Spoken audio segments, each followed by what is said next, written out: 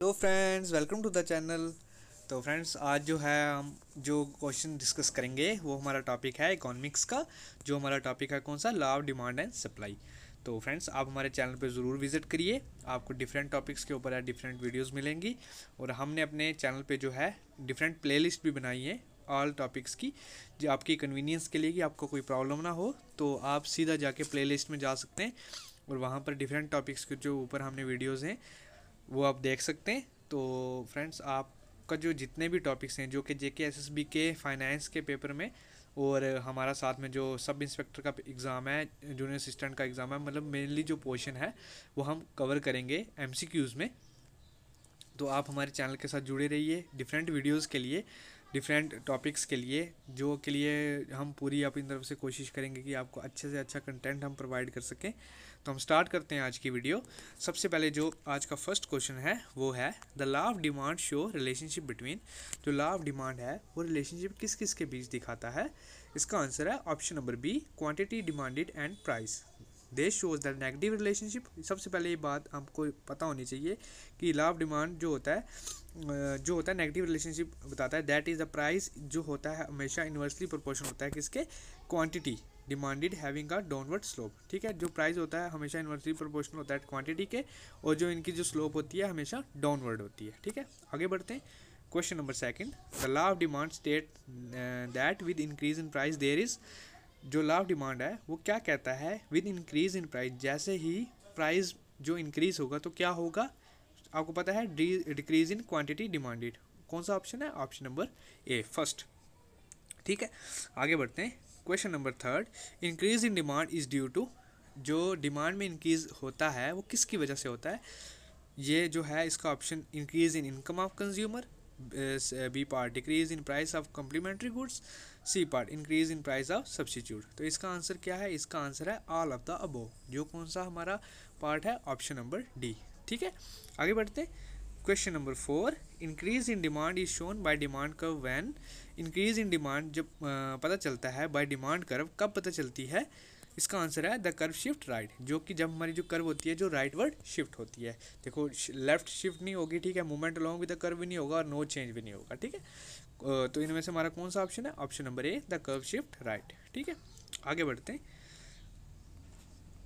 अच्छा, question, the demand curve is always. जो demand curve होती है वो हमेशा क्या होती है, डाउनवर्ड स्लोपिंग। हमने फर्स्ट क्वेश्चन में भी आपको बताई थी ये क्वेश्चन की जो डिमांड कर्व होती है वो हमेशा क्या होती है, डाउनवर्ड स्लोपिंग। ठीक है, लेवर भी नहीं होगी, इरेगुलर भी नहीं होगी और अपवर्ड स्लोपिंग भी नहीं होगी। इसका ऑप्शन है ऑप्शन नंबर डी। ठीक है, आगे बढ़ते हैं।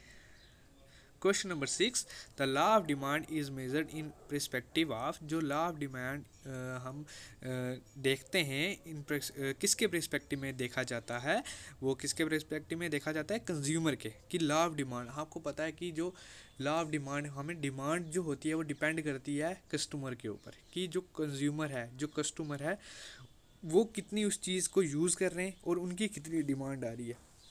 ज़्यादा डिमांड होगी तो हम ज़्यादा चीज़ मंगवाएंगे, कम डिमांड होगी तो हम कम चीज़ मंगवाएंगे। ये सिंपल सा लॉजिक है, आपको पता तो है ये। It's all depend upon the consumer. ठीक है, आगे बढ़े। Question number seven, goods for which demand goes down when income goes up are called.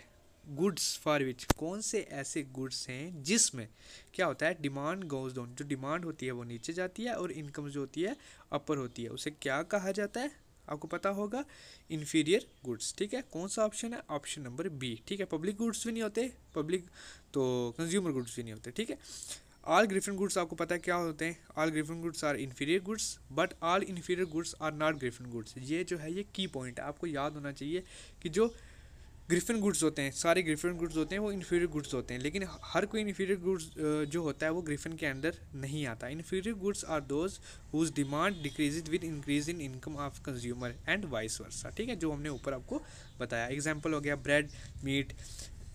ठीक है, आपको पता होगा ब्रेड, मीट, इन्फीरियर, सुपीरियर, हमने एग्जाम्पल दिया है। ब्रेड, बिस्किट, सुपीरियर, इन्फीरियर, आप समझ सकते हैं इस एग्जाम्पल से। ठीक है, आगे बढ़ते हैं। Question number eight, inferior goods और Giffen goods are named after. जो इन्फीरियर गुड्स या ग्रिफिन गुड्स हैं इनको किसके के ऊपर जो इनको नाम रखा गया है वो किसके ऊपर रखा गया है, सी, सर रॉबर्ट ग्रिफिन के ऊपर। ठीक है, आगे बढ़ते हैं। Question number 9, the point where demand and supply are allowed to interact freely is called. कौन सा ऐसा पॉइंट होता है जहाँ पर डिमांड और सप्लाई जो होती है वो इंटरेक्ट करती है, ठीक है, मिलती है फ्रीली, ठीक है, उस पॉइंट को क्या कहा जाता है, उसको कहा जाता है मार्केट इक्विलिब्रियम, ठीक है, जहाँ पर डिमांड और सप्लाई जो होती है वो मीट करते हैं, ठीक है, उसको मार्केट इक्विलिब्रियम कहा जाता है। At this point best possible use of resources is done and also called as point of zero wastage, ठीक है। ये जो पूछा जाता है कि कौन सा ऐसा पॉइंट है जिसे पॉइंट ऑफ जीरो वेस्टेज भी कहा जाता है, ठीक है, जैसे उसके हम कहेंगे कि मार्केट इक्विलिब्रियम का जो पॉइंट है उसे पॉइंट ऑफ जीरो वेस्टेज भी कहा जाता है, ठीक है। और कौन सा ऐसा पॉइंट है जिसपे रिसोर्स जो best possible use of resource होता है वो भी यही पॉइंट हो गया, ठीक है। इस एक क्वेश्चन में से 3 क्वेश्चन का आपको हिंट मिल सकती है कि 3 क्वेश्चन इस पर आ सकते हैं डिफरेंट, ठीक है। आगे बढ़ते हैं हम question number 10, the goods associated with social prestige are called. कौन से ऐसे गुड्स होते हैं जो सोशल प्रेस्टीज के साथ जुड़े हुए होते हैं, वो कौन से गुड्स होते हैं, वो होते हैं वेबलन गुड्स, ठीक है। ग्रिफिन भी नहीं होते, इन्फीरियर भी नहीं होते और नन ऑफ द अबव भी नहीं है, ठीक है। Option number c, this demand increase with increase in price, ठीक है, इनकी डिमांड जो होती है इंक्रीज होती है जब इनका प्राइस इंक्रीज होता है, example diamond, gold, cars etcetera, ठीक है। बढ़े आगे, ठीक है। Question number 11, the horizontal demand curve parallel to x-axis implies that elasticity of demand is, जो horizontal demand curve होती है जो कि parallel होती है x-axis के ऊपर, वो क्या कहती है, that the elasticity of demand क्या है इनफाइनाइट है, ठीक है। कौन सा ऑप्शन है, ऑप्शन नंबर बी, 0 भी नहीं होती, इक्वल टू 1 भी नहीं होती और कांस्टेंट भी नहीं होती, ठीक है। आगे बढ़ते हैं हम question number 12, if elasticity of demand is very slow it's shows that commodity is, क्या कहती है, इलास्टिसिटी ऑफ जो डिमांड होती है अगर वो स्लो हो तो कमोडिटी को क्या, इससे क्या शो होता है कि कमोडिटी क्या है, वो है नेसेसिटी, ठीक है। ए ऑप्शन है इसका नेसेसिटी। एग्जांपल इसकी होगी हमारी मेडिसिन, ठीक है। जैसे elasticity of demand says how much demand is reduce by how much increase in price, ठीक है, also known as the extension of law of demand, ठीक है। आगे बढ़ते हैं question number 13, the cost of one thing in terms of alternative given up is called, the cost of one thing in terms of alternative given is called क्या है, opportunity cost, जो कि alternative thing के ऊपर हमारी जो cost होती है, ठीक है, the cost of one thing in terms of alternative के ऊपर जो हमारी कॉस्ट होती है उसको क्या कहते हैं, अपॉर्चुनिटी कॉस्ट, ठीक है।